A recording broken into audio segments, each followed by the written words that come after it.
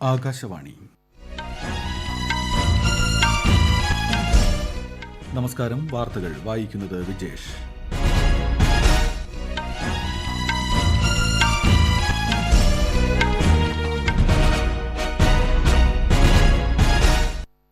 പ്രധാന വാർത്തകൾ. അലിഗഡ് മുസ്ലിം സർവകലാശാല ശതാബ്ദി ആഘോഷത്തെ പ്രധാനമന്ത്രി നരേന്ദ്രമോദി ഇന്ന് അഭിസംബോധന ചെയ്യും. ഇന്ത്യ അന്താരാഷ്ട്ര ശാസ്ത്രോത്സവം 2020 പ്രധാനമന്ത്രി ഇന്ന് ഉദ്ഘാടനം ചെയ്യും. നേതാജി സുഭാഷ് ചന്ദ്രബോസിന്റെ 125ാം ജന്മവാർഷികം ആഘോഷിക്കുന്നതിന് ഉന്നതതല സമിതി രൂപീകരിക്കാൻ കേന്ദ്ര സർക്കാർ തീരുമാനം. സിസ്റ്റർ അഭയ കേസിൽ തിരുവനന്തപുരത്തെ പ്രത്യേക CBI കോടതി ഇന്ന് വിധി പറയും. കേരളത്തിൽ ഇന്നലെ 3423 പേർക്ക് കോവിഡ് സ്ഥിരീകരിച്ചു. രാജ്യത്ത് രോഗമുക്തി നിരക്ക് 96%. ISL ഫുട്ബോളിൽ ഇന്ന് ഒഡീഷ നോർത്ത് ഈസ്റ്റ് യുണൈറ്റഡിനെ നേരിടും. വാർത്തകൾ വിശദമായി. അലിഗഡ് മുസ്ലിം സർവകലാശാലയിലെ ശതാബ്ദി ആഘോഷത്തെ പ്രധാനമന്ത്രി നരേന്ദ്രമോദി ഇന്ന് അഭിസംബോധന ചെയ്യും. ഒരു റിപ്പോർട്ട്. വീഡിയോ കോൺഫറൻസിംഗിലൂടെയാണ് പ്രധാനമന്ത്രി ചടങ്ങിൽ പങ്കെടുക്കുക. ഇതിന്റെ ഭാഗമായി പ്രധാനമന്ത്രി പോസ്റ്റൽ സ്റ്റാമ്പും പുറത്തിറക്കും. സർവകലാശാല ചാൻസലർ സയ്യിദ്ന മുഫദ്ദൽ സൈഫുദ്ദീനും കേന്ദ്ര വിദ്യാഭ്യാസ മന്ത്രി രമേശ് പൊഖ്രിയാൽ നിശാങ്കും ചടങ്ങിൽ പങ്കെടുക്കും. 5 ദശാബ്ദത്തിനിടെ ആദ്യമായാണ് ഒരു ഇന്ത്യൻ പ്രധാനമന്ത്രി അലിഗഡ് മുസ്ലിം സർവകലാശാലയിലെ ചടങ്ങിൽ പങ്കെടുക്കുന്നത്. നേരത്തെ 1964 അന്നത്തെ പ്രധാനമന്ത്രി ലാൽ ബഹാദൂർ ശാസ്ത്രി സർവകലാശാലയിലെ ചടങ്ങിൽ സംബന്ധിച്ചിരുന്നു. അതിനു മുമ്പ് പ്രധാനമന്ത്രി ജവഹർലാൽ നെഹ്റു 4 തവണ സർവകലാശാല സന്ദർശിച്ചിട്ടുണ്ട്. ശതാബ്ദി ആഘോഷങ്ങളിൽ പങ്കെടുക്കാനുള്ള ക്ഷണം പ്രധാനമന്ത്രി നരേന്ദ്രമോദി സ്വീകരിച്ചതിൽ വലിയ ആഹ്ലാദമുണ്ടെന്ന് സർവകലാശാല വൈസ് ചാൻസലർ താരിഫ് മൻസൂറും പറഞ്ഞു. News desk, Akashvani. അലിഗഡ് മുസ്ലിം സർവകലാശാല ശതാബ്ദി ആഘോഷത്തിനുള്ള എല്ലാ ഒരുക്കങ്ങളും പൂർത്തിയായി. 1920 ഡിസംബറിൽ സർ സയ്യദ് അഹമ്മദ് ഖാൻ സ്ഥാപിച്ച സർവകലാശാല രാജ്യത്തെ ഏറ്റവും പഴക്കമുള്ള സർവകലാശാലകളിൽ ഒന്നാണ്. ഇന്ത്യ അന്താരാഷ്ട്ര ശാസ്ത്രോത്സവം 2020 ഇന്ന് പ്രധാനമന്ത്രി നരേന്ദ്രമോദി വീഡിയോ കോൺഫറൻസിംഗിലൂടെ ഉദ്ഘാടനം ചെയ്യും. കേന്ദ്ര ശാസ്ത്ര സാങ്കേതിക ഭൌമശാസ്ത്ര വകുപ്പ് മന്ത്രി ഹർഷവർദ്ധനും പങ്കെടുക്കും. സമൂഹത്തിൽ ശാസ്ത്ര അവബോധം വളർത്താൻ ശാസ്ത്ര സാങ്കേതിക ഭൌമ മന്ത്രാലയവും വിജ്ഞാന ഭാരതിയും ചേർന്നാണ് ഈ ആശയം രൂപപ്പെടുത്തിയത്. ജീവിത നിലവാരം മെച്ചപ്പെടുത്താൻ ശാസ്ത്രം, സാങ്കേതികത, എഞ്ചിനീയറിംഗ്, ഗണിതശാസ്ത്രം എന്നിവ എങ്ങനെ പ്രയോജനപ്പെടുത്താമെന്ന് ജനങ്ങളെ ബോധ്യപ്പെടുത്തുകയും ലക്ഷ്യമാണ്. നേതാജി സുഭാഷ് ചന്ദ്രബോസിന്റെ 125ാം ജന്മവാർഷികം ആഘോഷിക്കുന്നതിനായി ഉന്നതതല സമിതി രൂപീകരിക്കാൻ കേന്ദ്ര സർക്കാർ തീരുമാനിച്ചു. അടുത്ത വർഷം ജനുവരി 23 മുതൽ ഒരു വർഷം വിപുലമായ പരിപാടികൾ സംഘടിപ്പിക്കും. ആഭ്യന്തരമന്ത്രി അമിത്ഷായുടെ നേതൃത്വത്തിലുള്ള സമിതി വിവിധ പരിപാടികൾ ആസൂത്രണം ചെയ്യും. ചരിത്രകാരന്മാർ, എഴുത്തുകാർ, വിദഗ്ധർ, നേതാജിയുടെ കുടുംബാംഗങ്ങൾ, ആസാദി ഹിന്ദ് ഫൌജ്, INA-യുമായി ബന്ധപ്പെട്ട പ്രമുഖ വ്യക്തികൾ തുടങ്ങിയവർ സമിതിയിൽ അംഗങ്ങളാകും. നേതാജിയുടെ ധീരത വിഖ്യാതമാണെന്നും അദ്ദേഹത്തിന്റെ ജന്മവാർഷികം ഗംഭീരമായി ആഘോഷിക്കണമെന്നും പ്രധാനമന്ത്രി നരേന്ദ്രമോദി പറഞ്ഞു.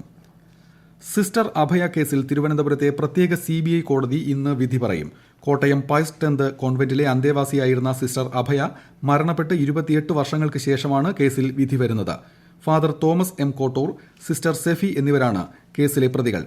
1992 മാർച്ച് 27-നാണ് സിസ്റ്റർ അഭയയുടെ മൃതദേഹം കോട്ടയം നഗരമധ്യത്തിലുള്ള പൈസ് 10th ഹോസ്റ്റൽ വളപ്പിലെ കിണറ്റിൽ കാണപ്പെട്ടത്.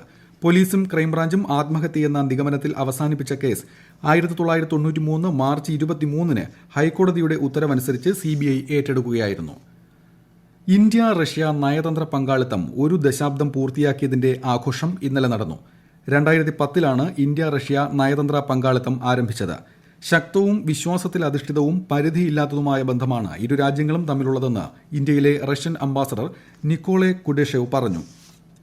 ചരക്കു സേവന നികുതിയുടെ നഷ്ടപരിഹാര വിഹിതമായി 6000 കോടി രൂപ കേന്ദ്ര സർക്കാർ സംസ്ഥാനങ്ങൾക്ക് കൈമാറി. 23 സംസ്ഥാനങ്ങൾക്കായി 5516 കോടി രൂപയും 3 കേന്ദ്രഭരണ പ്രദേശങ്ങൾക്കായി 483 കോടി രൂപയും അനുവദിച്ചു.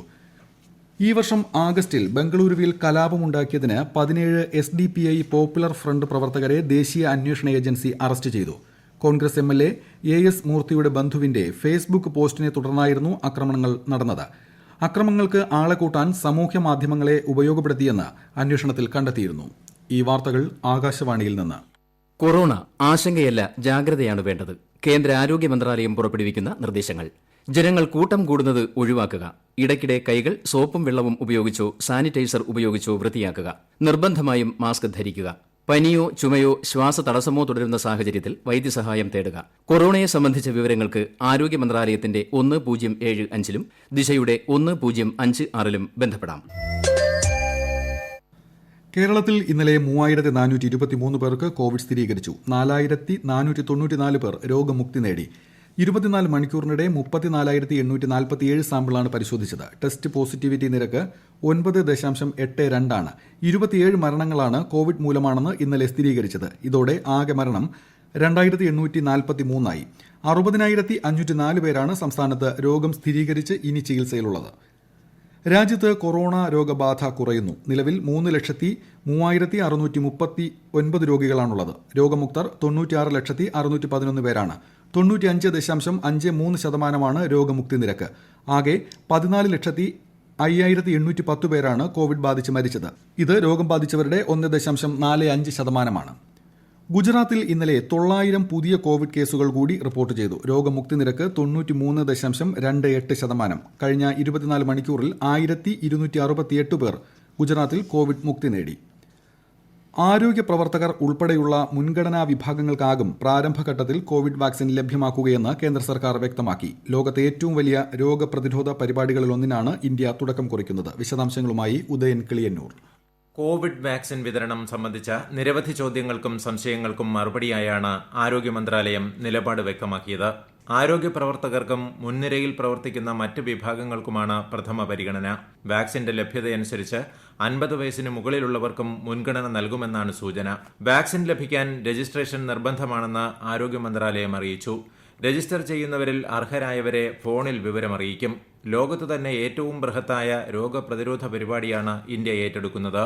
26 ദശലക്ഷം നവജാത ശിശുക്കൾക്കും 29 ദശലക്ഷം ഗർഭിണികൾക്കും വാക്സിൻ നൽകേണ്ടതുണ്ട്. വിവിധ ജനവിഭാഗങ്ങളിലേക്ക് സമയബന്ധിതമായും ഫലപ്രദമായും കോവിഡ് വാക്സിൻ എത്തിക്കാൻ വ്യക്തമായ തയ്യാറെടുപ്പോടെയാണ് സർക്കാർ നീങ്ങുന്നത്. News desk, Akashvani. ജനിതകമാറ്റം സംഭവിച്ച കൊറോണ വൈറസിനെ ബ്രിട്ടനിൽ കണ്ടെത്തിയതിനെ തുടർന്ന് മഹാരാഷ്ട്രയിലെ മുനിസിപ്പൽ കോർപ്പറേഷൻ പരിധികളിൽ ഇന്നു മുതൽ രാത്രികാല കർഫ്യൂ ഏർപ്പെടുത്തി. രാത്രി 11 മുതൽ രാവിലെ 6 വരെയാണ് കർഫ്യൂ. അടുത്ത മാസം 5 വരെ കർഫ്യൂ തുടരും.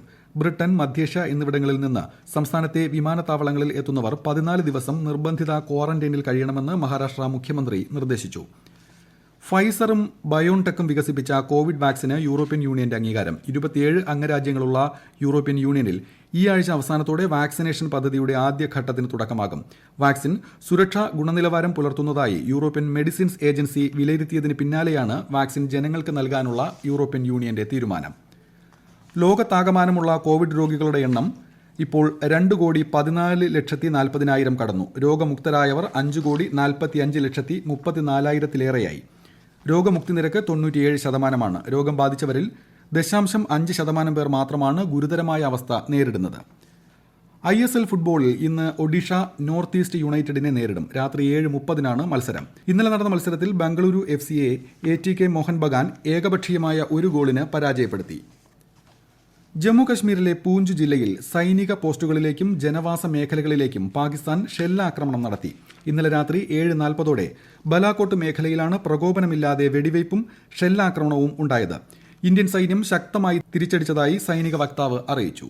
മയക്കുമരുന്നുമായി ബന്ധപ്പെട്ട കേസിൽ ബോളിവുഡ് നടൻ അർജുൻ രാംപാൽ നാർക്കോട്ടിക്സ് കൺട്രോൾ ബ്യൂറോയ്ക്ക് മുമ്പിൽ ഹാജരായി. കഴിഞ്ഞയാഴ്ച നടന് നോട്ടീസ് നൽകിയിരുന്നെങ്കിലും വ്യക്തിപരമായ കാരണങ്ങളാൽ ഹാജരാകാൻ നടൻ ഇന്നലെ വരെ സമയം ചോദിച്ചിരുന്നു. കഴിഞ്ഞ മാസം താരത്തെയും പങ്കാളി ഗബ്രിയേല മെത്രിയോഡേസിനെയും നാർക്കോട്ടിക്സ് കൺട്രോൾ ബ്യൂറോ ചോദ്യം ചെയ്തിരുന്നു. തുടർന്ന് ഗബ്രിയേലയുടെ സഹോദരനെ അറസ്റ്റ് ചെയ്യുകയും ചെയ്തു. പ്രധാന വാർത്തകൾ വീണ്ടും. അലിഗഡ് മുസ്ലിം സർവകലാശാല ശതാബ്ദി ആഘോഷത്തെ പ്രധാനമന്ത്രി നരേന്ദ്രമോദി ഇന്ന് അഭിസംബോധന ചെയ്യും. ഇന്ത്യ അന്താരാഷ്ട്ര ശാസ്ത്രോത്സവം 2020 പ്രധാനമന്ത്രി ഇന്ന് ഉദ്ഘാടനം ചെയ്യും. നേതാജി സുഭാഷ് ചന്ദ്രബോസിന്റെ 125ാം ജന്മവാർഷികം ആഘോഷിക്കുന്നതിന് ഉന്നതതല സമിതി രൂപീകരിക്കാൻ കേന്ദ്ര സർക്കാർ തീരുമാനം. സിസ്റ്റർ അഭയ കേസിൽ തിരുവനന്തപുരത്തെ പ്രത്യേക CBI കോടതി ഇന്ന് വിധി പറയും. കേരളത്തിൽ ഇന്നലെ 3423 പേർക്ക് കോവിഡ് സ്ഥിരീകരിച്ചു. രാജ്യത്ത് രോഗമുക്തി നിരക്ക് 96%. ISL ഫുട്ബോളിൽ ഒഡീഷ ഇന്ന് നോർത്ത് ഈസ്റ്റ് യുണൈറ്റഡിനെ നേരിടും. വാർത്തകൾ കഴിഞ്ഞു. ആകാശവാണി വാർത്തകളും വാർത്താധിഷ്ഠിത പരിപാടികളും all India radio news Thiruvananthapuram എന്ന യൂട്യൂബ് ചാനലിൽ ലഭ്യമാണ്. കൂടുതൽ വാർത്തകൾക്കായി @all India radio news Thiruvananthapuram എന്ന ഫേസ്ബുക്ക് പേജും @AR_News_TVM എന്ന ട്വിറ്റർ ഹാൻഡിലും സന്ദർശിക്കാം. അടുത്ത വാർത്താ പ്രക്ഷേപണം ഉച്ചയ്ക്ക് 12:30.